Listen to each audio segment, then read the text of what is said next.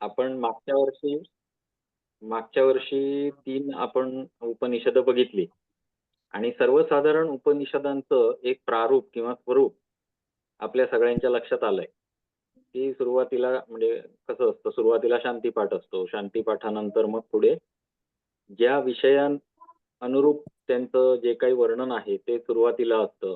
त्यानंतर खाली जनरली योगातल्या कुठल्या तरी एका बाबतीत लिहिलेलं असतं. उदाहरणार्थ ज्ञानयोग असेल, भक्तियोग असेल किंवा नादानुसंधान असेल किंवा म्हणजे हठयोग असेल, या स्वरूपातलं वर्णन उपनिषदांमधलं दिलेलं असतं. हे आपल्या बाबतीतच आहे. म्हणजे योगाची आपण काही 20ही उपनिषद बघत नाही. बघताना आपल्याला फक्त 5च आहेत सिलेबसला. पहिल्या सेमिस्टरला होती ती 3 झाली, आता ही 2 आहेत. मग ह्यांचा उद्देश कळणं आवश्यक आहे, की उपनिषदातलं ज्ञान आता आपण आपल्या जे पुढचे ग्रंथ आले त्याच्यामध्ये उतरलेलं आहे. मग कुठल्या कुठल्या उपनिषदातून काय काय विषय घेतला असेल हे आपल्याला उपनिषद वाचताना लक्षात येतं. मग एखाद्या माणसाला रुची उत्पन्न होऊ शकते, की नाही बाबा मी मूळ स्वरूपातलं ज्ञान असेल तेवढंच बघणार. मग त्याला उपनिषदांपर्यंत जाता येईल. आणि जर विचार केला तर वेद म्हणजे वेदाची 4 अंग कोण सांगू शकेल का?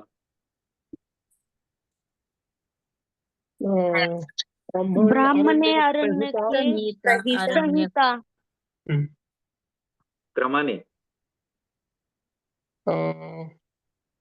अरण्यक उपनिषद, संहिता आरण्यक, पहिलं. संहिता पहिलं. संहिता, ब्राह्मण, अरण्यक आणि आणि उपनिषद. ओके. तर उपनिषद हा आपण कसला अभ्यास करतो आहे, तर वेदांचाच अभ्यास करत आहोत. हे सगळ्यांनी लक्षात ठेवा. कारण का, तर पुढचे सगळे ग्रंथ हे कुठलं ज्ञान घेऊन येत आहेत आपल्यापर्यंत? भगवद्गीता असेल किंवा योगदर्शन असेल किंवा हठप्रदीपिका असेल, हे आपल्याला आता पुढे आहेत. पण त्याच्यामध्ये जो दुवा आहे तो सगळा उपनिषदांमधला विषय हे सूक्ष्म रीतीने लोकांना समजणार नाही, म्हणून मग पुढे विस्ताराने ग्रंथ निर्माण झाले किंवा एकेका विषयाचे मोठे मोठे ग्रंथ निर्माण झाले. अशा पद्धतीत ते ज्ञान आलेलं आहे. मग हे मूळ जे ज्ञान आहे, जे वेदांमध्ये लिहिलेलं आहे, ते कशा स्वरूपाचं आहे हे आपल्याला कळावं, म्हणून हा आपल्याला उपनिषद हा विषय ठेवलेला आहे. आणि त्यातही ही काही उपनिषद ठेवण्याचं कारण असं, की याच्यामध्येच काही ज्ञानयोगाचा पाया आहे, याच्यामध्येच कुठेतरी भक्तियोगाचा पाया आहे, कर्मयोगाचा पाया आहे किंवा हठयोगाचा सुद्धा पाया इथेच आहे. मागच्या आपण योगतत्व उपनिषदामध्ये बघितलेलं, की सगळे आपले जे आसनांपासून सगळंच होतं तिथे, बरोबर आहे. हठयोग पण होता दिलेला, ध्यानाचा विधी होता दिलेला, प्राणायाम सगळे सांगितलेले होते, मुद्रा सगळ्या सांगितलेल्या होत्या. तसंच इतर उपनिषदांमध्ये सुद्धा योगाविषयी जे जे सांगून ठेवलेलं आहे ते आपल्यापर्यंत पोचावं, हा त्याचा उद्देश आहे. सिलेबस मध्ये ठेवण्याचा हा आपल्याला उद्देश आहे.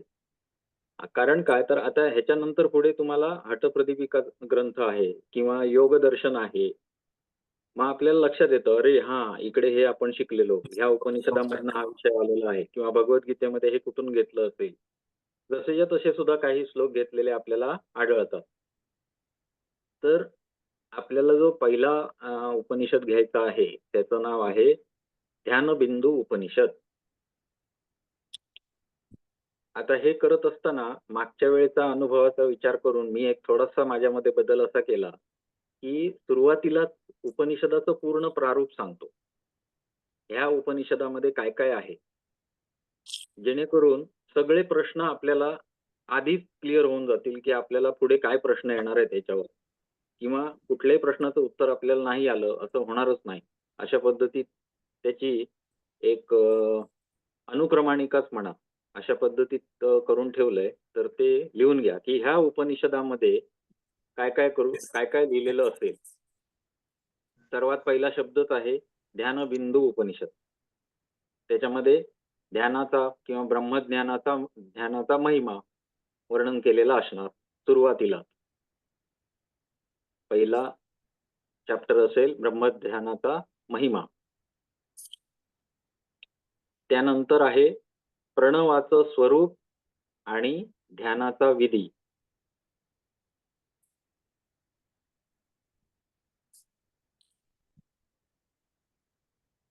आता ध्यानाचे विधी त्यांनी 2 प्रकारे सांगितले. एक आहे प्राणायामाबरोबर प्रणवाचं ध्यान आणि दुसरा विधी हा प्राणायाम म्हणजे प्रणव ध्यानाचा दुसरा विधी असं.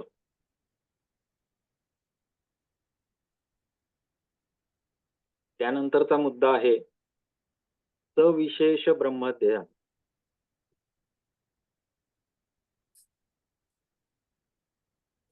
सविशेष ब्रह्म ध्यान.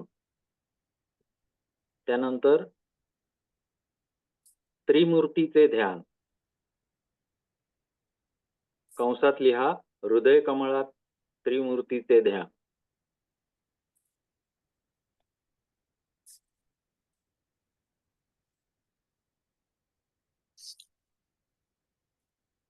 त्यानंतरचा विषय आहे योगाची 6 अंगे.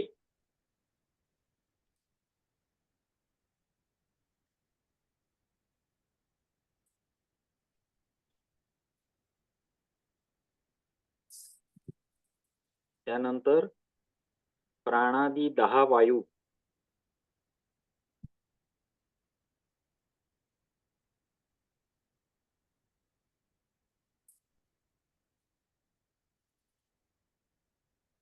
परत सांगा सर ते. योगाची 6 अंगे झाली. ते परत सांगा. प्राणादी प्राण अपानादी 10 वायू. त्यानंतर अजपा हंस विद्या.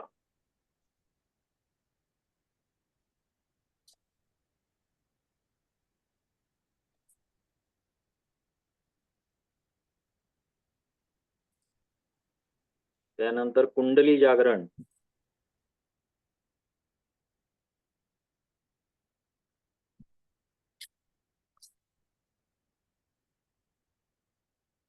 त्यानंतर बंध आणि मुद्रा.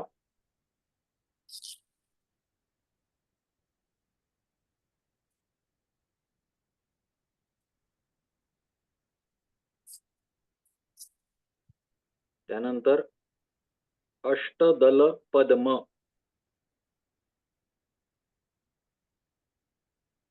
म्हणजे हृदय कमलात आत्मसाक्षात्कार. व्यवस्थित लिहून ठेवा दोन्ही शब्द, कारण हा प्रश्न असा पण येतो तसा पण येतो. अष्टदल पद्म किंवा हृदय कमलात आत्मसाक्षात्कार. आणि शेवटचं आहे नादानुसंधान.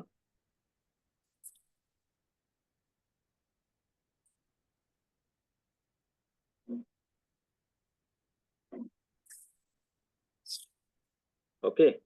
आता बघा, पहिल्यांदाच आपल्याला उपनिषदाचं नावच काही सजेस्ट करत असतं. तसं हे पण नाव सजेस्ट आपल्याला काय काय करतं, तर एक तर ध्यानाचा विधी आपल्याला सांगितलेला असेल, बरोबर आहे की या कशा कुठल्या गोष्टीचं ध्यान करायचं आहे, किंवा ध्यानाचा विधी सांगितलेला असेल याच्यामध्ये. दुसरं शब्द काय आहे तर बिंदू.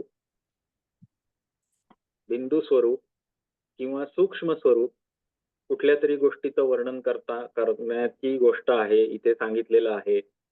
अशा स्वरूपातलं म्हणजे परब्रह्माचं किंवा आत्मस्वरूपाचं वर्णन करण्यासाठी किंवा त्याचा मागोवा घेण्यासाठी म्हणून या उपनिषदामध्ये गोष्टी लिहिलेल्या असतील. बरोबर आहे. त्यामुळे आपण लक्षात ठेवताना कधी कधी काय होतं, मिक्स होतं. माझी तर व्हायची बऱ्याच वेळा. उपनिषदामध्ये मिक्सचर होणे स्वाभाविक आहे, कारण बऱ्याच उपनिषदामध्ये गोष्टी क्रमाने आपल्या लक्षात राहत नाही. पण हे लिहिताना आपल्याला बिंदू ह्या शब्दावरनं लगेच लक्षात आलं पाहिजे की इथे ओंकाराचं वर्णन असणार, ध्यान असणार. म्हटल्यानंतर आपल्याला ब्रह्मध्यान, त्याचा महिमा, आत्मसाक्षात्कार या गोष्टी आपल्याला लक्षात आला पाहिजेत. त्याचबरोबर सगळ्यात कॉमन क्वेश्चन जो आहे तो सगळ्यात शेवटचा सांगितला तुम्हाला, हृदय कमलात आत्मसाक्षात्कार किंवा अष्टदल पद्म. एकदम कॉमन प्रश्न आहे हा आणि नेहमी येतो. सविशेष ब्रह्मज्ञान येतं किंवा प्रणव ध्यानाचा विधी विचारतात, ब्रह्मध्यानाचा महिमा विचारतात. तर या गोष्टी कॉमन आहेत ज्या नेहमी विचारल्या जातात. मग आता आपण कसं होईल की आपल्याला लक्ष केंद्रित करून ते साठवून घेता येईल आपल्याला. ओके, म्हणून मी अगोदरच या गोष्टी सांगून ठेवल्या. तर चला आपण सुरुवात करूया. पहिला श्लोक आहे. मी काय केलंय, माझ्यासमोर कॉम्प्युटर चालू ठेवलाय आणि त्याच्यावर बघून सांगतोय. चालेल ना? म्हणजे नजर माझी कधी इकडे जाते, कधी तुमच्याकडे येते, असं होतंय. चालेल सर. हा, ओके. तर यदी शैल आपण पहिल्यांदा काय बघतोय, ब्रह्मध्यानाचा महिमा. त्याच्यामध्ये आता सुरुवातीला काय बघायला लागेल, तर ब्रह्म म्हणजे काय किंवा त्याच्यामुळे आपल्याला काय फायदा होईल हे अगोदर सांगायला लागेल, तर लोक अट्रॅक्ट होतील. कॉमन टॅक्टिक्स आहे ग्रंथ लिहिण्याची.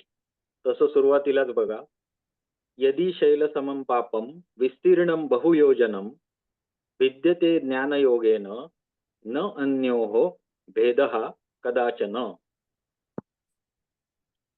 आता या शैल म्हणजे पर्वत.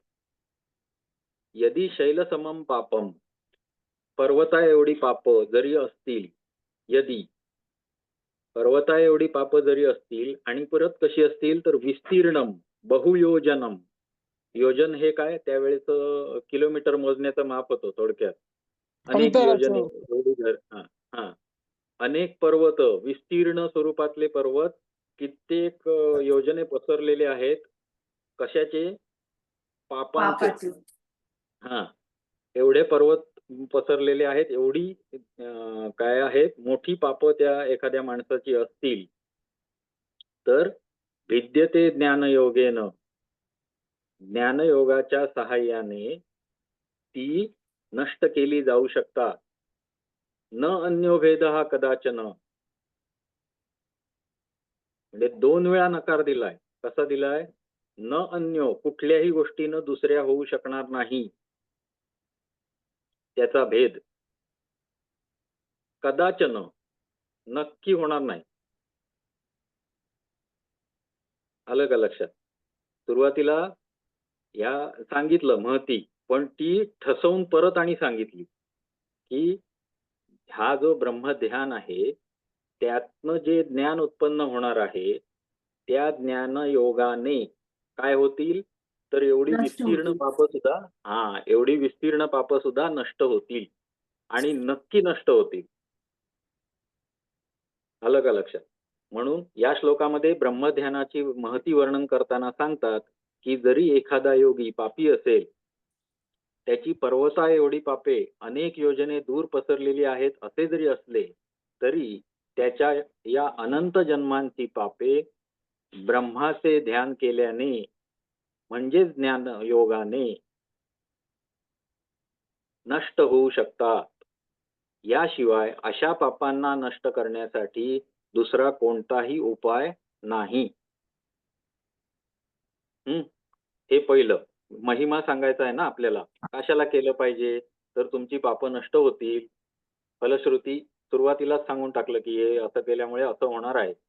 मग आता लोक इंटरेस्टेड ऐकायला लागतील. हा बाबा, मी पापी आहे, माझी आता पाप काढायची आहे, तर मला हे करायला लागेल.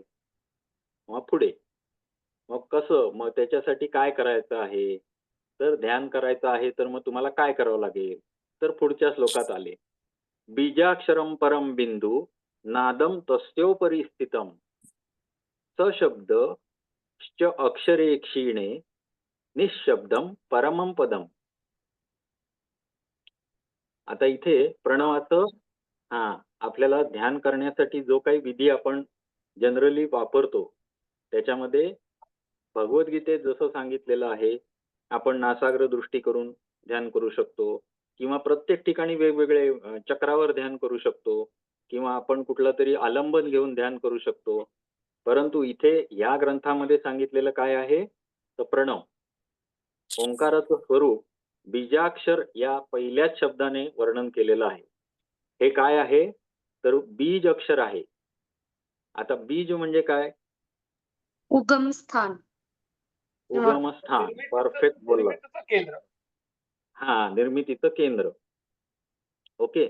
आता हे आपल्या योगाच्या भाषेत समजून घ्यायचं आहे आपल्याला. मग ते कसं?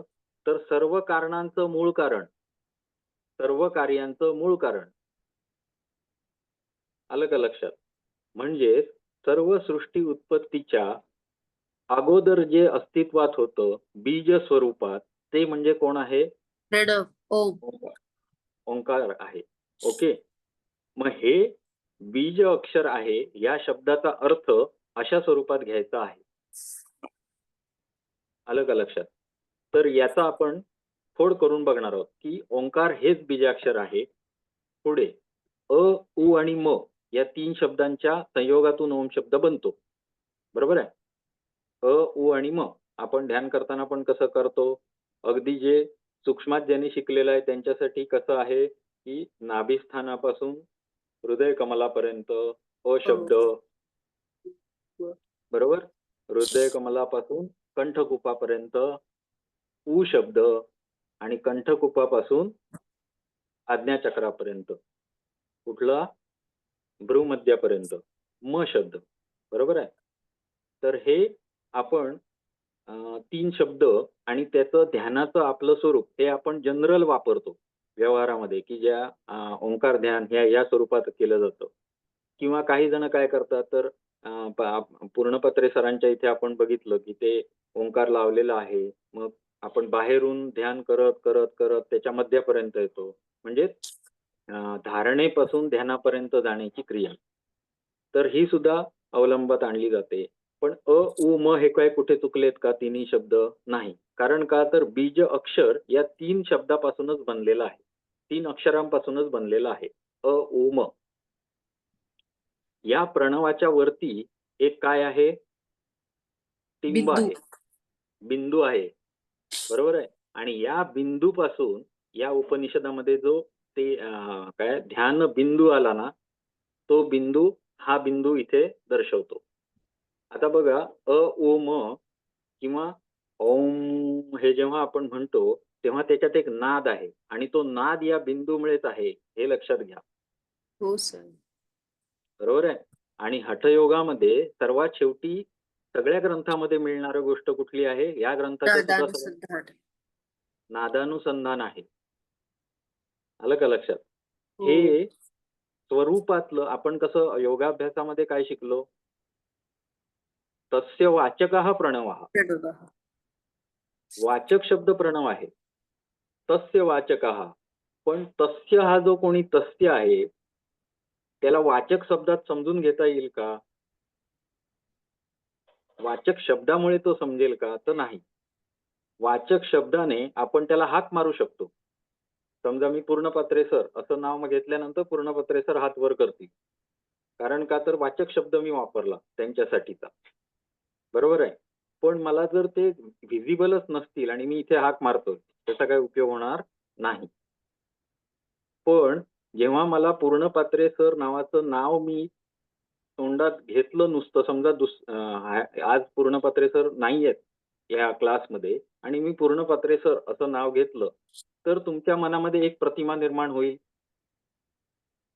जे रोज उपस्थित असतात, प्रश्न विचारतात, त्यांचे चष्मा असा आहे, त्यांची मिशी अशी आहे, त्यांचे केस असे आहेत, काहीतरी त्यांच्याविषयीचं एक कल्पना म्हणण्यापेक्षा एक स्वरूप निर्माण होईल आणि त्या आकृती निर्माण होईल, त्याचं स्वरूप निर्माण होईल. हे प्रत्यक्ष दर्शन झालं. उद्बोधन हे आपल्याला वाच्य शब्दामधून प्रेरित आहे.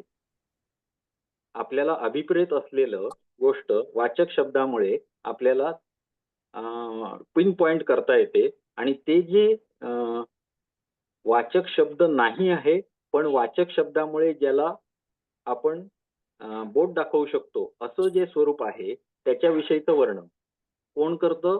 ओम शब्द करतो. अ, उ, म करतो.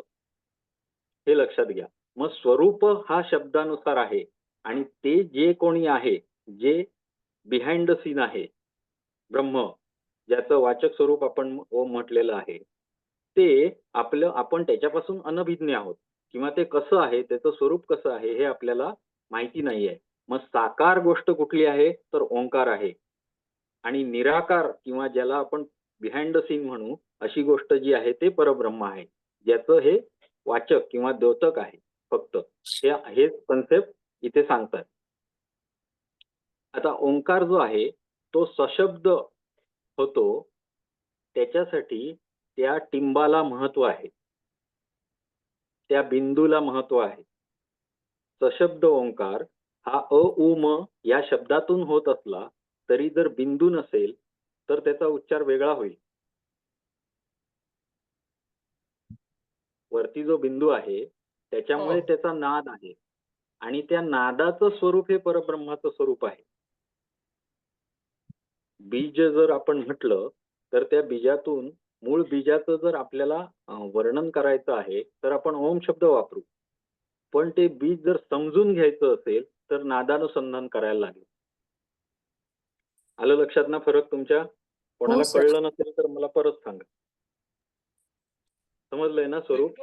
नादानुसंधान व्हायचं असेल. हा बोला सर. हा मुद्दा हा आहे. हा मग आपण त्याचा उच्चार केल्यानंतर जो नाद निर्माण होईल त्या नादाला कारणीभूत असलेलं जे बिंदू आहे तो महत्वाचा आहे आणि त्यांनी अभिप्रेत होणारा जो अर्थ आहे तो त्याहून महत्वाचा आहे, कारण तोच सर्वस्वी आहे, तेच परब्रह्माचं स्वरूप आहे. आणि जेव्हा आपण ध्यान करणार आहोत तेव्हा तो नाद आपल्याला ऐकायचा आहे. सशब्द गोष्ट आणि निराकार गोष्ट याच्याविषयीचं पण तुमचं हे संपूर्ण क्लिअर झालं असेल असं आपण विचार करूया. कारण योग दर्शनामध्ये हा कन्सेप्ट बऱ्यापैकी क्लिअर आहे. तिथे कसं सांगितलंय की ईश्वराचं काय सूत्र आहे सांगा? देश कर्म विपाकाश येर परामृष्ट पुरुष विशेष ईश्वर. हा बरोबर आहे. पुढे त्याचं पुढे काय? तस्य वाचक हा प्रणव हा. बरोबर. आणि त्याच्या पुढे काय आहे? त्याचा जप कसा करायचा आहे? अर्थ आणि भावनेसह करायचा आहे. समजलं का? हा अर्थासह भावनेसह करायचा आहे. आणि आता ही अर्थ आणि भावना समजावतोय. बिंदू आपल्याला काय समजावतोय? अर्थ आणि भावना समजावतोय. इथे लक्षात घेण्याची गोष्ट ही आहे. ओके. ओंकारावर जो अनाहत नादाचा एक अंश आहे त्याच्यामुळे तो सशब्द होतो, अर्थात बोलण्यायोग्य होतो. आणि जेव्हा अनाहत नादाचा हा अंश दुर्बल होतो किंवा विरळ होतो किंवा आपल्या आधार ब्रह्माशी एकरूप होऊन लय पावतो तेव्हा हाच ओंकार निशब्द किंवा शब्दरहित होतो. कारण का? तर असं जे परब्रह्म आहे ते वाचक होऊ शकत नाही. त्याचं आजपर्यंत कोणीही शब्दात व्यक्त करू शकलेला नाही. आलं लक्षात?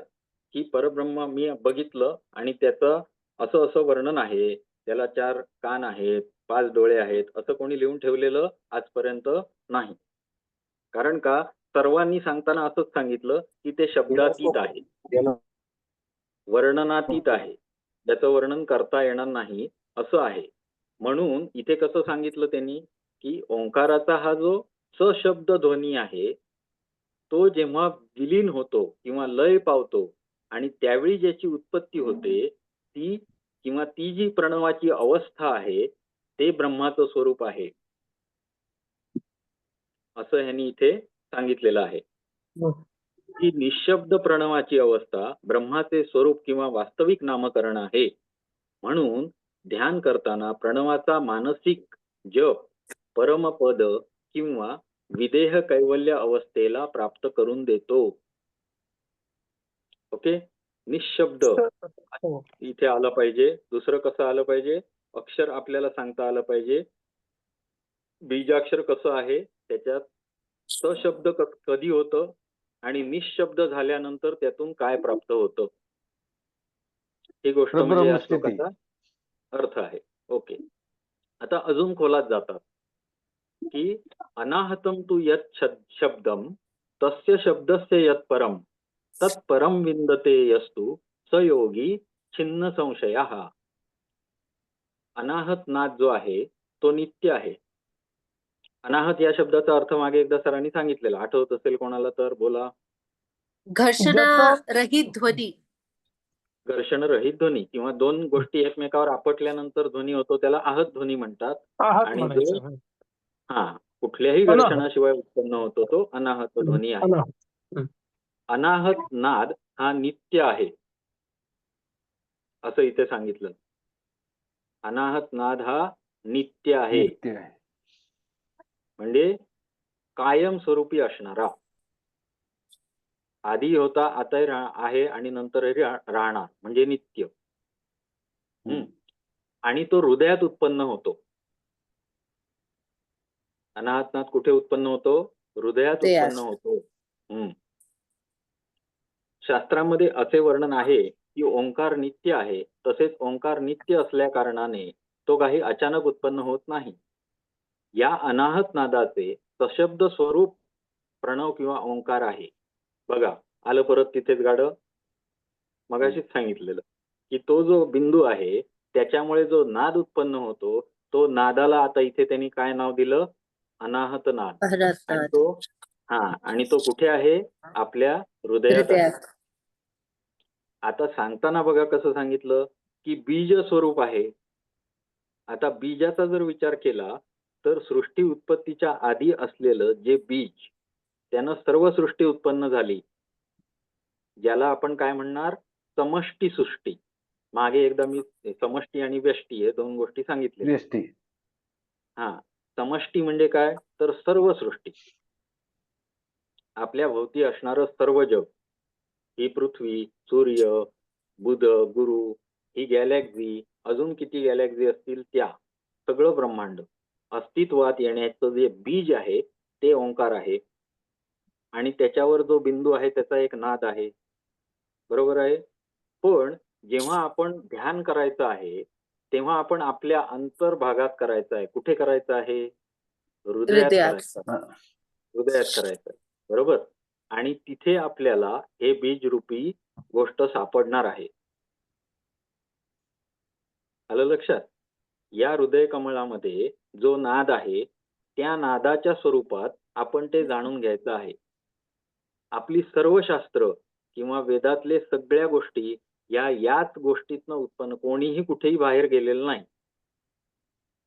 सगळं म्हणजे पृथ्वीपासून सूर्याचं अंतर किंवा म्हणजे चंद्राची गोल, आपली पृथ्वी गोल फिरते, चंद्र आपल्या भोवती फिरतोय, त्याच्यानुसार आपलं सगळं कॅलेंडर, सगळ्या गोष्टी ह्या आतमध्ये पाहूनच लिहिलेल्या आहेत. कोणीही बाहेर शोधायला, बीज कुठे गेलं म्हणून शोधायला कोण बाहेर गेलेला नाही. जाग्यावर स्वतःच्या बसला आणि हृदय कमलात बघितलं तेव्हा त्याला ह्या गोष्टी सगळ्या दिसल्या.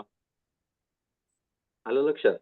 मग हे कसं करायचं आहे ध्यान, आणि ध्यानाचा महिमा या स्वरूपात समष्टी आणि व्यष्टी स्वरूपात आपल्याला समजून घेतला पाहिजे, म्हणून तुम्हाला हे सांगतो. तर अनाथ शब्दाचे सशब्द स्वरूप प्रणव किंवा ओंकार आहे. या सशब्द प्रणवाच्या पलीकडे जे निर्विशेष ब्रह्म किंवा निर्गुण ब्रह्म आहे त्याला प्राप्त करणारा जो योगी असतो त्याच्या हृदयातील सर्व संदेह नष्ट होतात आणि तो विदेह मुक्त होतो. आता हे जे प्रणवाचं स्वरूप आहे तेच सर्वांना जाणायचं आहे. आपला सर्वांचा मोक्षप्राप्तीचा जो उद्देश आहे तो या गोष्टीनं सिद्ध होणार आहे. अनाहत नादाच्या ध्यानाने इथे ध्यान करायचं आहे आणि या सशब्द प्रणवाचा आपल्याला अनुभूती करायची आहे आपल्यामध्ये, कारण तो सतत हृदया कमलामध्ये अस्तित्वातच आहे. सर, म्हणजे ओमचा जो इम्पॉर्टन्स आहे तो फक्त बिंदूमुळेच आहे, बाकी अक्षरांचं असं काही महत्व नाही असं? नाही, असं नाही. अ ओ म ही 3 अक्षरांपासून ओम बनलेला आहे, परंतु त्याच्यामध्ये नाद आणणारा जो आहे तो बिंदू आहे. ओके. आणि हाच नाद जो आहे, हा नाद हे परब्रह्माचं प्रतीक आहे. परब्रह्मापर्यंत आपल्याला घेऊन जातो. हाच तो अनाहत नाद आहे जो आपल्या शरीरात आपण ऐकू शकतो. ओके. इथे सशब्द प्रणव राहत नाही, पण नाद शिल्लक राहतो.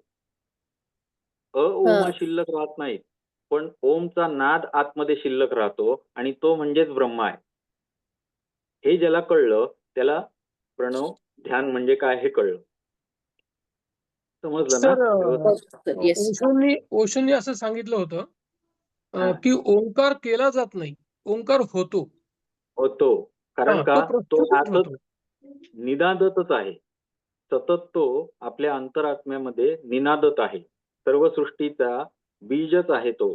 त्याच्यामुळे ते सतत निनादत आहे. मग त्याला ऐकण्यासाठी आपली जी इंद्रिय आहेत ती बाह्य न ठेवता आपल्याला अंतर करावी लागतील, अंतर्दृष्टी करावी लागेल आणि त्याला जाणून घ्यावं लागेल. यालाच आपण ध्यान असं म्हणतो, बरोबर? आणि त्याच्याशी समरस व्हायचं आहे. असा जो योगी असतो त्याचं काय होतं मग? असा जो निर्विशेष ब्रह्म आणि निर्गुण ब्रह्म हे दोन शब्द इथे आले बघा. विशेष म्हणजे काय? तर इथे पूर्णपात्रे सर आहेत आणि विशेष असं आहे की ते एका संस्थेमध्ये काम करतात. काय सर, संस्थेचं नाव विसरलं मी, पण त्या संस्थेमध्ये सर काम करतात. आता हे त्यांना आपण एक विशेषण लावलं, त्यांच्याविषयीचं विशेष सांगितलं. असं आपण प्रत्येक गोष्टीचं विशेष सांगू शकतो. पण निर्विशेष ज्याला विशेष लावता येत नाही अशा स्वरूपाचं स्वरूप कोणाचं आहे? ब्रह्माचं आहे. कारण आजपर्यंत जेवढे महान योगी होऊन गेले, ज्यांनी ईश्वर दर्शन केलं, ज्यांना ब्रह्मज्ञान झालं, त्यातला कोणीही त्या पदाचं पूर्णपणे वर्णन करू शकलेला नाही.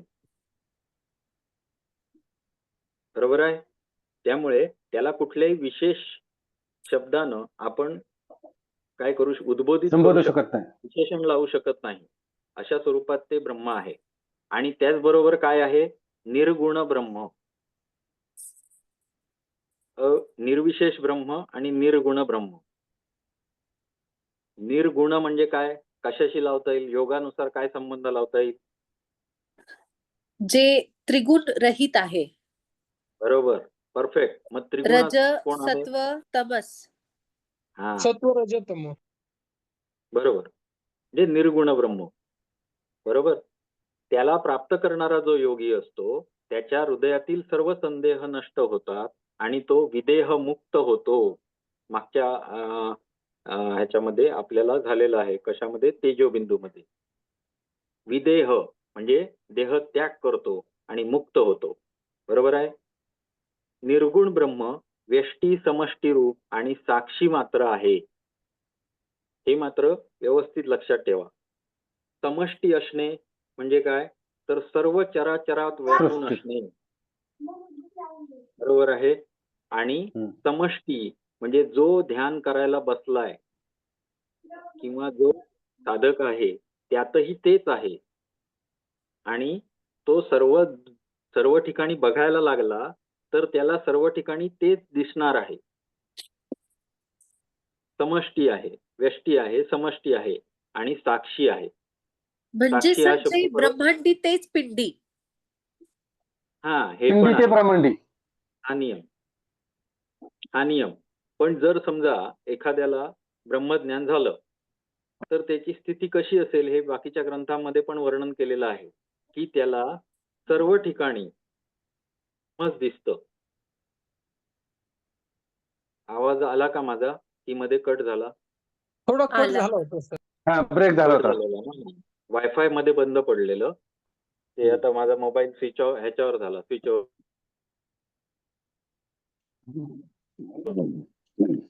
येतोय ना परत आवाज गेले आता? सर तुम्ही. आता यायला. सुरळीत झाला. हा, मग ते जरा मी वायफाय बंद करतो, 1 मिनिट. आता बघा, आहे का व्यवस्थित? हो. हो आहे. ओके. हा, तर जेव्हा एखाद्याला ब्रह्मज्ञान झालं तर त्याची स्थिती कशी असेल याचं जेव्हा वर्णन केलेलं आहे मागच्या उपनिषदांमध्ये, तिथे कसं केलंय? जो सगळीकडे ब्रह्मच बघतो अशाला आत्मज्ञान झालं असं समजावं. तो स्वतःला पण ब्रह्मच समजतो आणि इतर गोष्टींना पण ब्रह्मच समजतो असा जो आहे त्याला आत्मज्ञान झालं असं समजावं. मग त्याच्यामध्ये कुठला राग द्वेष राहण्याचा काही प्रश्नच येत नाही. प्रत्येक गोष्टीला तो आपल्यासारखंच समजतो, ही त्याची वृत्ती निर्माण होते. अशा पद्धतीत तो होतो तयार. तर हे झालं समष्टी आणि व्यष्टी. सर्व सर्व ठिकाणी आणि स्वतःमध्ये सुद्धा व्यष्टी पण आणि समष्टी पण त्याला ब्रह्मच दिसू लागतं. आणि साक्षी आहे. साक्षी म्हणजे योग दर्शनानुसार साक्ष भाव असणं. साक्ष, फक्त साक्षी. तो कुठलाही पाहणारा. पाहणारा, द्रष्टा. त्रयस्थपणे पाहणारा. द्रष्टा असाच शब्द आहे ना आपल्या योगदर्शनामध्ये, हा शब्द वापरलेला आहे. तदा द्रष्टू स्वरूपे स्वरूपे अवस्थान. अवस्थानं. मग तो स्वतः कुठलीही क्रिया करत नाही, करत असतं ते सगळी प्रकृती करत असते असंच तिकडे वर्णन आहे. बरोबर. त्रिगुणात्मक असल्यामुळे प्रकृती ही विकारी आहे, पुरुष तत्व हे विकारी नाही आहे. त्यामुळे तो कुठलीही क्रिया करत नाही, फक्त नाही. साक्षी आहे, द्रष्टा आहे आणि तो फक्त भोग घेण्याचं काम करतो. भोगता. चला आता पुढे ब्रह्माचं वर्णन आपण किती आहोत? 8:56 झाले आहे वेळ आपल्याकडे.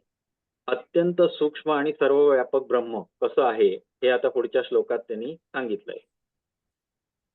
बालाग्र आवाज परत गेला शतसहस्रम. येतोय? येतोय ना. हो सर, हो. बालाग्र शतसहस्रम तस्य भागस्य भागिनः तस्य भागास्य भागार्थम तत्क्षयेतु निरंजनम. आता हे जरा फक्त हे जे निर्गुण ब्रह्म आहे त्याचा साईज सांगितलाय. तुमच्यात ब्रह्म आहे, माझ्यात ब्रह्म आहे, प्रत्येक वस्तूत ब्रह्म आहे. मग त्याचा जर आहे आतमध्ये तर मग त्याचा साईज किती आहे, किती लहान आहे, किती मोठा आहे, प्रमाण काय, ते सांगितलंय ह्याच्यामध्ये. कसं सांगितलंय ते बघा, की असा जो विदेहमुक्त योगी होतो ते जे निर्गुण ब्रह्म त्याला प्राप्त होतं ते कसं आहे तर अत्यंत सूक्ष्म आहे. किती सूक्ष्म आहे तर आपल्या डोक्यावरील एका केसाच्या 1,00,000व्या भागापेक्षाही सूक्ष्म असं चैतन्य जीवामध्ये असतं. अजून संपलेलं नाही. काय असतं? एका केसाच्या 1,00,000व्या भागाच्या पेक्षा सूक्ष्म असं काय असतं? चैतन्य ब्रह्म. असतं. चैतन्य असतं. या सूक्ष्म चैतन्य अंशात 1,00,000वा भाग ईश्वरीय चैतन्य आहे. 1,00,000 भागाच्या पेक्षाही सूक्ष्म चैतन्य असतं. त्याच्याही 1,00,000वा भाग हे ईश्वरीय चैतन्य आहे. आणि या ईश्वर चैतन्याचाही अर्धा भाग हा सूक्ष्म साक्षी चैतन्य किंवा ब्रह्मरूपाचा आहे. हे नीट व्यवस्थित लिहून ठेवा. सर परत एकदा रिपीट करा ना प्लीज. आपला जो डोक्यावरचे केस आहेत त्या केसाच्या 1,00,000व्या भागापेक्षाही सूक्ष्म असं चैतन्य असतं. त्या चैतन्याचा 1,00,000वा भाग ईश्वरीय चैतन्य आहे. एक सेकंड.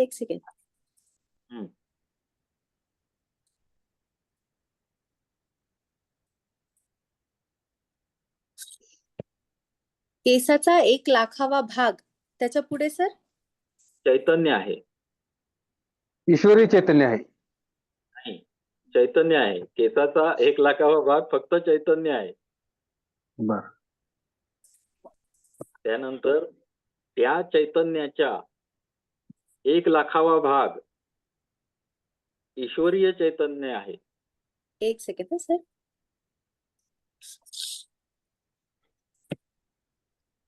टोटल चैतन्य झालं, त्याच्या 1,00,000वा भाग झाला ईश्वरीय चैतन्य. आणि त्या चैतन्याचाही अर्धा भाग ब्रह्मस्वरूप. ब्रह्मस्वरूप किंवा कसला साक्षी चैतन्याचं आहे, सूक्ष्म साक्षी चैतन्य जे आपण म्हणतो आहोत ते त्याचं आहे. आणि हे जे चैतन्य आहे त्याचा नाद सतत चालू असतो आणि त्या नादाच्या अनुषंगाने आपल्याला चेतनता दिसत असते. जसं आपण दिवा लावतो, वात जाळतो, वात जाळल्यानंतर काय होतं? ज्योत पेटते. पण त्या ज्योतीमुळे काय होतं? तर अख्ख्या रूम मधला अंधार नाहीसा होतो, अंधार किंवा पाठी नाहीसा. ढकलला जातो, प्रकाश होतो. प्रकाश होतो.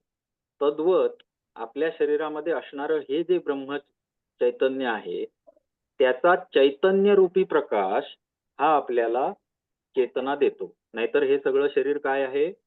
गुणांपासून बनलेलं Yes. आहे आणि जड आहे. मग आपल्यामध्ये जी काही चेतना भासते त्याला कारक दिवा किंवा ज्योत जी आहे ती हे ब्रह्मस्वरूप आहे आणि ते सतत काय आहे? नादत आहे. आणि त्याच्याशी जर आपण अनुसंधान साधलं तर आपल्याला नादानुसंधान प्राप्त होणार आणि ज्याला नादानुसंधान प्राप्त झालं तो या त्याला ब्रह्मचैतन्याची त्याला म्हणजे तो ब्रह्मचैतन्याशी एकरूप झाला. त्याचं वर्णन करता येईल का? तर नाही. आता तो पूर्ण विषय लक्षात आला. पहिल्यापासून जे सांगत आलेलो उ म हे फक्त आपले जड शब्द आहेत.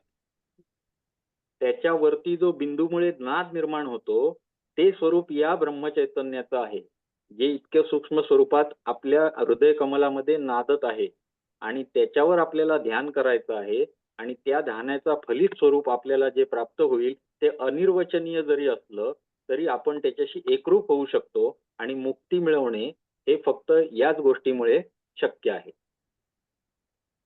ओके. समष्टी व्यष्टी सर्व गोष्टींचं मूळ स्रोत असणारं परब्रह्म हे आपल्याला गाठायचं आहे. तर या पद्धतीनं ध्यान केलं पाहिजे हे समजवण्यासाठी आणि त्याची सूक्ष्मता समजवण्यासाठी हे सगळं त्यांनी समजावून दिलं. आपल्याला जेव्हा महिमा लिहायचा आहे तेव्हा एवढं सगळं व्यवस्थित लिहिता आलं पाहिजे. बीजाक्षर, सर हे इतकं खोल आहे. बिंदू. हा इतकं डीप आहे म्हणलंय की या जन्मात आपण ते पोचू शकतो की नाही अवघडच आहे. डीप तर आहे प्रज्ञांती परमेश्वर. पण एवढं कठीण आहे ना सर हे. तर आता एवढं जरा मला समजावताना तरी शक्य झालं. मग पुढे पुढे असे काही शब्द येतात ना जे सरळ विमानासारखे निघून जातात. पुढे काही अशी अवस्था येते की आता ह्यांना मी काय सांगू. सरांना मगाशी मी फोन केलेला एक 10 मिनिटापूर्वी. 10 मिनिटं म्हणजे लेक्चर सुरू होण्याच्या आधी. तर म्हटलं पहिल्या 10 श्लोकातच माझी दांडी गुल होणार दिसतंय. तर म्हणाले त्यांना तुम्हाला कळत नाहीये ना मग त्यांना काय कळणार आहे. आपण उद्या नाही परवा परत वाटल्यास घेऊ. सरांना सांगतील आत्ता तुम्ही चालू करा. तर मला जर अडलं तर सर आहेत पाठी. त्याच्यामुळे मी घाबरत नाहीये. पण कठीण होतं की जे समजून घ्यायचं झालं तर फार कठीण आहे आणि त्याचे संदर्भ तर फारच कठीण आहे. म्हणजे मी तर माझ्यासारखा माणूस कसा बसाच लावू शकतो. कारण मी लावतोय कशाशी बघा संदर्भ. योग दर्शनाशी, जे हजारो वर्ष नंतर लिहिलं गेलं. त्याच्यानंतर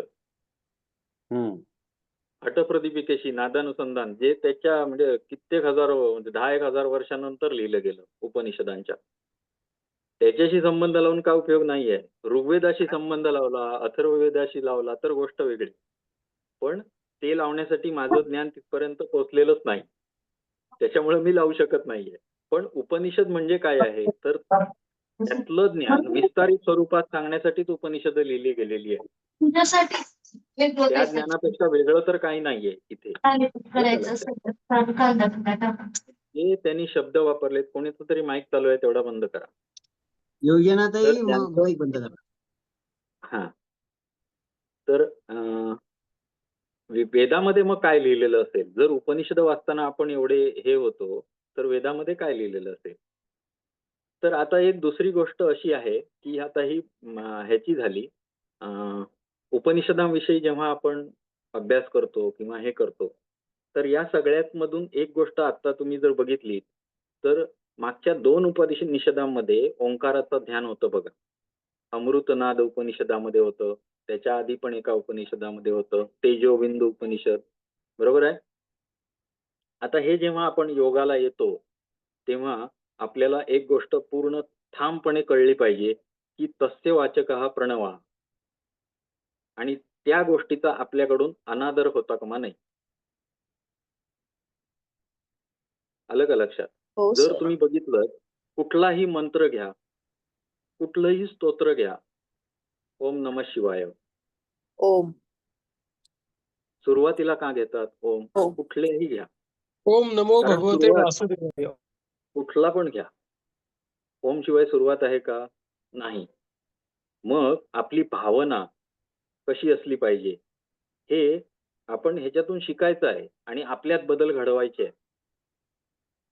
तर जपस तदर्थ भावनम. जप म्हणजे काय आहे? एकदा केला तरी जपच आहे आणि 100 वेळा केला तरी जप आहे.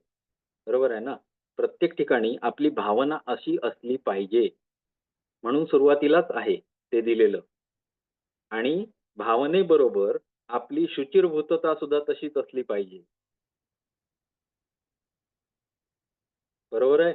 आपण असं तुम्हाला जर असं म्हटलं, आपण हे गोष्टी पाळतो की आपण कधी देवखोलीत उगाच आंघोळ न करता जात नाही किंवा देवात न आंघोळ 4 दिवस आंघोळ नाही केलाय तर आपण देवळात जायचं टाळतो, नाही जात आपण.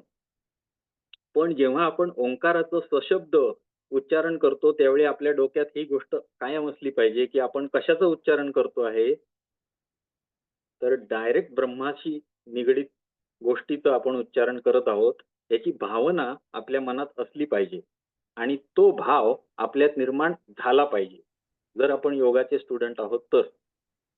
बरोबर आहे.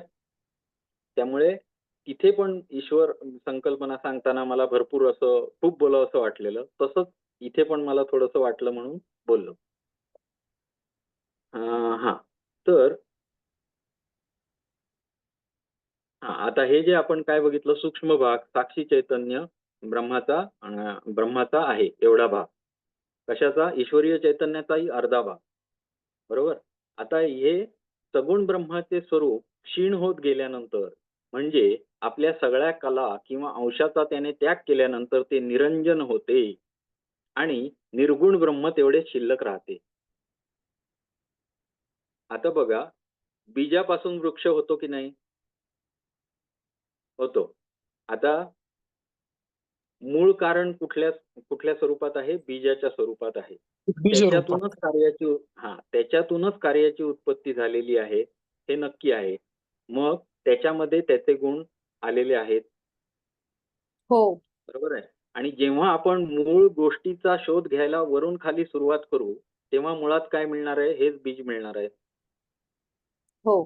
जर आपण पाठच्या दिशेने जायला लागलो, आता सृष्टी उत्पत्ती क्रम जसा होतो तसं आपण पाठी जायचं आहे. जरी तुम्ही कुठल्याही ह्याच्यात बघितलं तरी सुद्धा सर्वात खालती कुठली आहेत? तर पंच ज्ञानेंद्रिय, पंच कर्मेंद्रिय आणि मन. सर्वात शेवटचे विकार किंवा पंचमहाभूते आहेत. बरोबर आहे. शेवटपर्यंत त्याच्यावरती काय आहे? तन्मात्रा आहे. त्याच्यावर काय आहे? अहंकार आहे. त्याच्यावरती काय आहे? बुद्धी आहे. त्याच्यावरती काय आहे? प्रकृती आहे. त्याच्यावरती काय आहे? पुरुष आहे. हे आपण जनरल एक कन्सेप्ट घेतली. बरोबर आहे. तर खालून वर आणि वरून खाली असा एकदाच विचार करून बघा की जे जन्मलं ते बीज स्वरूपात वरून खाली आलं. हो. सृष्टीची उत्पत्ती झाली, त्याला आपण काय म्हटलं? समष्टी स्वरूप. बरोबर आहे. आणि हेच आपल्याला उलट्या क्रमाने चला मुळापर्यंत जाणार. बरोबर आहे.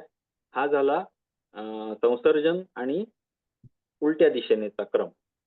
तर या दृष्टीने जर विचार केला तर आपल्याला हे लक्षात येतं की जर एखादा व्यक्ती ध्यानाला बसला तर त्याच्या, आता योगदर्शनामध्ये हळूहळू येईलच किंवा हठप्रदीपिकेमध्ये सुद्धा येईलच की आपण सुरुवातीला कशाच हे करतो, तर महाभूतांवर जय मिळवतो.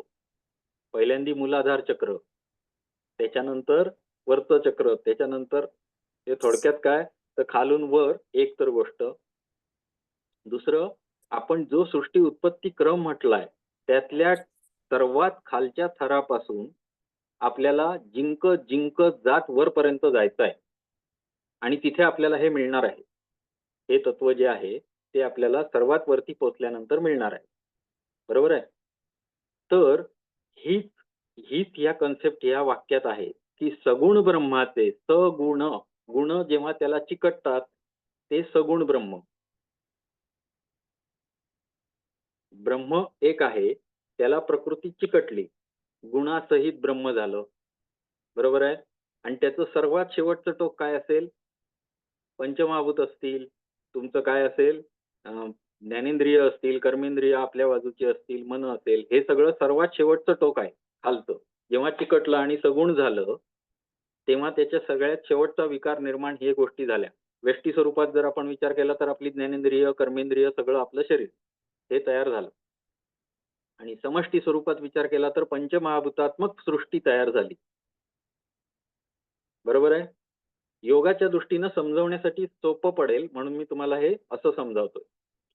पण जेव्हा सगुण ब्रह्माचं स्वरूप जेव्हा क्षीण होत जाईल, जेव्हा तुम्ही ध्यान करत जाल, त्यावेळी या सर्व गोष्टी तुम्ही कलाने बाजूला टाकत जाल. आवरण झालेलं आहे, गुणांचं आवरण आतमध्ये आहे. वरची कला बाहेर गेली म्हणजेच पंचमहाभूतावर जय मिळवला. त्याच्यानंतर पुढे अहंकार, बुद्धी, प्रकृती सगळं विलग झाल्यानंतर जे उरेल ते काय असेल? निर्गुण ब्रह्म असेल, निर्गुण ब्रह्म असेल. परफेक्ट बोलला, शब्द हाच आहे. म्हणजे कलानं जसं या गोष्टी अंशात्मक त्याग करत आपण गेलो की जे निरंजन ब्रह्म उरतं त्यालाच निर्गुण ब्रह्म असं म्हणतात. ओके. सगुण आणि निर्गुण, सविशेष आणि निर्विशेष दोन्ही शब्द पर्यायवाचीच आहेत. कसे आहेत? सगुण म्हणजे काय? सविशेष, विशेषासहित, गुणांच्या विशेषणासहित म्हणजे सविशेष ब्रह्म म्हणजे सगुण ब्रह्म. आणि निर्गुण किंवा निर्विशेष. आलं लक्षात दोन्ही शब्द? हो ठीक आहे. सर. तेवढेच ब्रह्म शिल्लक राहते. थांबायचं का? 9:15 वाजत आले. सर एकच मिनिट. सर आता आपण सांख्यामध्ये पाहिलं होतं की प्रकृती ही जड आहे आणि पुरुष हा चेतन आहे. म्हणजे चेतनाचा प्रकाश जेव्हा त्याच्यावर पडतो तेव्हा ती चलबिचल म्हणजे तिची हालचाल सुरू होते. मग पुरुष त्याच्यामध्ये एकरूप होतो आणि मग ती प्रकृती ते पुरुष चैतन्यमय होतात. मग पुन्हा पुरुष बाजूला होतो त्याच्यापासून म्हणजे मायेपासून सगळ्या. आणि मग जातोच कशाला तिकडे? तर तो जात नाही. मागच्या वेळी पण हाच प्रश्न संध्याताईंनी विचारलेला होता. मी विचारलं होतं की तो विवेकी आहे तर त्या फंद्यात कशाला गेला तो? पृथ्वीकडे कशाला गेला पण? ह्याचं उत्तर ना मस्त चांगल्या पद्धतीत तुम्हाला योग दर्शनाच्या दुसऱ्या अध्यायात मिळणारच आहे. पण तरीही सांगतो की जेव्हा प्रकृतीला स्वतःचे गुण दाखवण्याची इच्छा ही चैतन्यामुळेच निर्माण होते, एकमेकावरच डिपेंड आहे. त्यांनी कुठला न्याय, अंधपंगू न्याय लावलाय, अंधपंगू न्याय लावलाय. बरोबर आहे. गरज आहे दोघांनाही. लक्षात आलं का? कशी गरज आहे? तर चैतन्याला स्वतःच्या ॲबिलिटी समजण्याची गरज आहे आणि काय प्रकृतीला स्वतः चालण्याची, फिरण्याची, तुमचं स्वतःचं व्यक्त होण्याची याची ओढ आहे. आणि दोघेही एकमेकाला पूरक ठरू शकतात म्हणून ते एकत्र आले असं इथे मानलेलं आहे. अनुरूप. आता दोघांच्या एकत्र येण्यामुळे दोघांच्या कमतरता भरून निघू शकतात म्हणून ते एकत्र आले. आता उदाहरणार्थ त्यांनी काय अंध आणि पंगू असं दिलेलं आहे. म्हणजे काय? तर आंधळा बघू शकत नाही आणि बघू शकत नाही म्हणून तो चालून इकडे तिकडे जाऊ शकत नाही, पडणार. पण पांगळा सुद्धा जाऊ शकत नाही इकडे तिकडे. अंध्याला पाय आहेत, आंधळ्याला पाय आहेत, तो पायाचा वापर करू शकतो पण त्याला डोळे नाहीत. आणि इकडे काय आहे? डोळे आहेत पण पाय नाही. मग काय होतं? जो आंधळा आहे तो म्हणजे जो पांगळा आहे तो आंधळ्याच्या मानेवर बसतो आणि त्याला गाईड करतो की डावीकडे 2 पावलं जा, उजवीकडे 2 पावलं जा, अशा पद्धतीत त्यांनी तो वर्णन केलेला आहे. स्वतःचा अपवर्ग करून घेण्यासाठी पुरुषाला प्रकृतीची मदत लागते. मदत आणि लागते. मदत लागते. आणि जेव्हा त्याला आत्मस्वरूपाचं जाणीव होती, तो तेव्हा आपोआप प्रकृतीच त्याला सोडते. हा, पण अजूनही डीप आहे. अजूनही डीप आहे. जेव्हा तुम्ही तिकडे जाणार त्यावेळी त्या दुसऱ्या अध्यायामध्ये व्यवस्थित वर्णन केलेलं आहे की प्रकृतीचं स्वरूपच असं आहे की भोग आणि अपवर्गासाठीच तिची निर्मिती झालेली आहे. प्रकृतीची निर्मिती तरी कुठून झाली? 2 तत्व जर म्हटली तरी सुद्धा प्रकृतीची निर्मिती पण झालेली आहे ना. मग तिचा निर्माणाचा उद्देश काय आहे? तर त्याचा निर्माणाचा उद्देश 2च आहेत. एक म्हणजे भोग आणि दुसरा आहे अपवर्ग. आज तुम्ही इथे योगाला सगळे आलेला आहात, तर तुमच्यातलं जे दुसरं प्रयोजन आहे प्रकृतीचं ते जागृत आहे आत्ता. म्हणून तुम्ही इथे आहात. आणि कित्येक लोक तुम्हाला संसारात असे दिसतील की ज्यांचा ह्याच्याशी काही संबंध नाही. आज माझ्याकडे करोड रुपये आहेत, उद्या 10 करोड कसे होतील याच्याच पाठी आहेत अनेक लोक. बरोबर आहे ना? तर ही अपवर्गाची जी बाजू आहे ती त्यांची अजून जागृत व्हायची आहे. आणि ज्यांची जागृत झाली आहे ते त्या मार्गावर थोडं थोडं का होईना योगारूढ आहेत. मागचं सगळं सांगतो. एकाला प्रकृतीपासून मुक्त होत आहे हळूहळू. बरोबर आहे ना? ज्या अर्थी ज्ञानाची तुम्हाला आवड झाली, कुठून तरी झालीच ना. कोणी केली? तुम्हाला इकडे ओढलं कोणी? तुम्हाला रामसरांचं लेक्चर का आवडतं? इतरांना का नाही आवडत? ध्यानयोगाची प्रेरणाच आहे ना सर, इथूनच. इथंच प्रेरणा दडलेली आहे. मग ही जी प्रकृतीमध्ये स्वतः 2च गोष्टी करण्याची इच्छा असते. एक म्हणजे माणसाला भोग देणे. भोग कुठले देणे? भोग कुठले देणे? तर पूर्वजन्मीचे जे संस्कार पडले, पूर्वजन्मीच्या ज्या आपलं चित्त जे आहे ते आपल्या आत्म्याबरोबरच येतं. योगदर्शनानुसार सांगतोय हा, बाकी काही बोलू नका. योगदर्शनानुसार सांगतो. आणि त्यानं जी पूर्वजन्मी कर्म केलेली आहेत त्याचं फळ देणे म्हणजे भोग देणे. भोग कसले देणे? कर्माचे भोग देणे. कर्माचे, पूर्वजन्मीच्या कर्माचे. आपण वाईट गोष्टीलाच फक्त लोक काय म्हणतात, कर्माचे भोग भोगतोय मी. वाईट काहीतरी झालं की असं म्हणतात, कर्माचे भोग भोगतोय. पण असं कोणी म्हणत नाही चांगलं झालं माझं, कर्माचे भोग भोगतोय मी. ते पण कर्माचेच भोग असतात. बरोबर आहे ना? जर तुम्ही पाप केलं असेल तर त्याचे भोग दुःख स्वरूपात वाईट कर्म. दुःख स्वरूपात मिळणार. भोग मिळताना दुःख होणार. आणि पुण्यकर्म केलं असेल तर सुख मिळणार. सुख मिळणार. पण हे दोन्ही गोष्टी योगासाठी चांगल्या नाहीच आहेत. तो अशा गोष्टींमध्ये समत्व साधून त्यानं दृष्टी ठेवली पाहिजे असं योग शिकवतो. बरोबर आहे? समता इथे आहे. त्या दोन्ही गोष्टींमध्ये तो आकर्षित न होता समदृष्टीने बघतो. असा जो असेल तो योगी आहे. कर्मसु कौशलम. आता इथे गोष्ट केली एखादी तर काय होणार आहे? त्यातून फळ प्राप्त तर नक्की होणार. झाड लावले म्हटल्यानंतर फळ येणार त्याला. बरोबर आहे? कर्म केलं की फळ आलं. जर एखाद्यानं फळाच्याच उद्देशानं झाड लावलं तर वेगळी गोष्ट. तर ती कर्माचं फळ देणारी ठरते. आणि जर उद्देश न ठेवता झाड लावलं, गरज आहे म्हणून, ठीक आहे, दुसऱ्यासाठी, दुसऱ्याला मदत होईल, ह्या दृष्टीनं जर आपला व्यवहार असेल तर आपण कर्माच्या बंधनामध्ये अडकत नाही. हेच आपल्याला आता त्या योगामध्ये पण चालू आहे. दुसरा अध्याय जर व्यवस्थित वाचला, सरांनी काल सांगितलंय, दुसऱ्या अध्यायामध्ये हे व्यवस्थित लिहिलेलं आहे. कर्म. तर हा दुसऱ्या अध्यायामध्ये जे स्थितप्रज्ञेची लक्षणं सांगितलेली आहेत हे, तर योगारूढमध्ये जे आत्मसंयमी पुरुषाची लक्षणं आहेत किंवा आत्मसंयमी, त्यात आणि ह्यात किती साम्य आहे सर? सगळीकडे असणार. आता तेच आहे. भक्ती योगामध्ये पण तेच साम्य आहे. तेच सांगितलंय. प्रिय भक्त असणारे जे तेच आहे. आता अजून काय वेगळं असू शकतं? तर काही जणांमध्ये ईश्वर हा थोडासा कन्सेप्ट सांगितलेला असेल. काही जणांमध्ये जे ज्ञानाची साधनं आहेत त्या साधनांमध्ये फरक सांगितलेला असेल.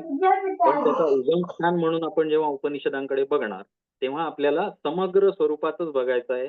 हे लक्षात येणार आणि उपनिषदांकडे आपल्या बघण्याचा दृष्टिकोन एकदम सकारात्मक होईल. नाहीतर बऱ्याच वेळा काय होतं की इथे कशाला जायचं, हे तर फार गहन आहे, हे आपल्या मेंदूच्या पलीकडे आहे, त्याच्यापेक्षा आपण एवढंच बघूया असं होईल.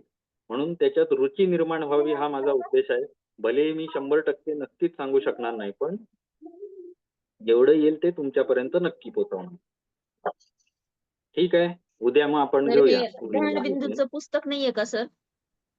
पीडीएफ टाकलाय ना, सर एक हे टाकतात बघा, पीडीएफ टाकलाय ना सर मी. PDF नोट्स PDF टाकलंय, टाकले टाकलंय. ना? का पुस्तक हो. पण आहे? टाकलंय. नाही संध्याताई, इथं पुस्तकच दिलं आणि सूत्रांसह आहे. हा, आता PDF फक्त एक टाकली गोष्ट सर. मगाशी पहिल्यांदा सुरुवातीला एक गोष्ट सांगायची राहिली, लिहून घ्या तेवढी.